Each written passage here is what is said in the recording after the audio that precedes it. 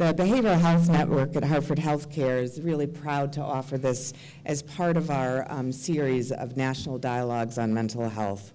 The National Dialogue on Mental Health is part of many community forums that started after the Sandy Hook tragedy to ensure that we were continuing the conversation about mental health and substance abuse. This initiative started in 2012, and this is the third year that we've been conducting these national dialogue events, and this is the 25th one that we've had, so we've had quite a few of these. Tonight's topic, as you know, is about the opioid epidemic that has really been plaguing the nation and certainly of many of these forums. In spite of trying to do a lot of education and community outreach, the number of overdoses that will happen in this year will again exceed the number that happened last year.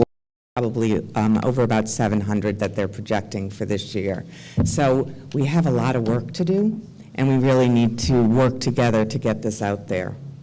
The Behavioral Health Network offers a variety of different treatments for substance abuse, medication-assisted treatment close to home. Some of you may have heard of it or seen the signs, our MATCH program, and we're all across the state. So we're here in Enfield, we're in Vernon, we're in Glastonbury, we're in Cheshire, we're in Middletown. We have sites across the state so that hopefully we can continue to reach people and provide the treatment that is often needed.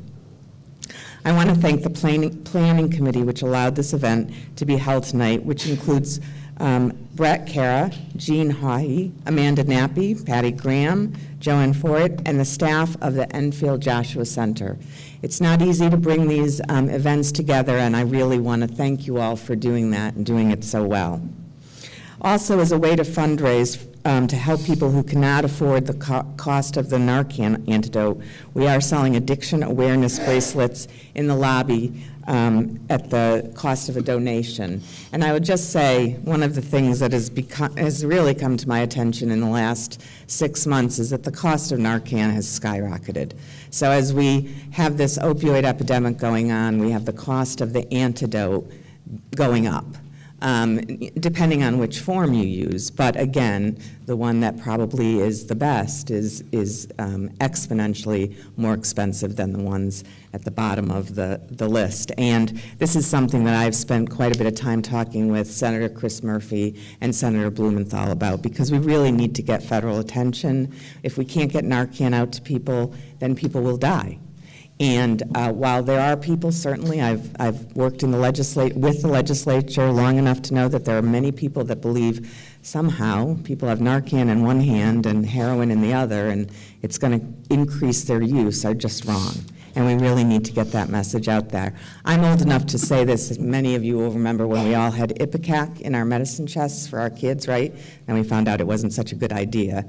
I really believe that Narcan needs to be like that. It needs to be in every single house, because nobody knows when somebody in their home, whether it's your child, a friend of your child, your wife, your roommate, may actually experience an overdose. So I really think it's important. The other thing I want to say is that we spend a lot of time talking about overdoses and the impact on people throughout the state. And one of the things that I think we really need to remember is that people can and do recover. And one of the things that people really need to do that is hope. So if you're a family member or know somebody that is going through a struggle with this addiction, it's really important that if they can't contain the hope, that hopefully you can help them with that.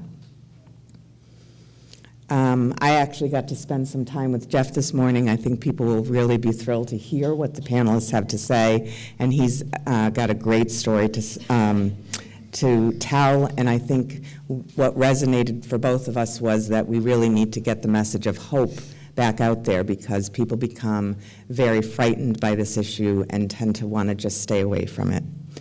And I would like to close by requesting a brief moment of silence to honor those loved ones whom we have lost.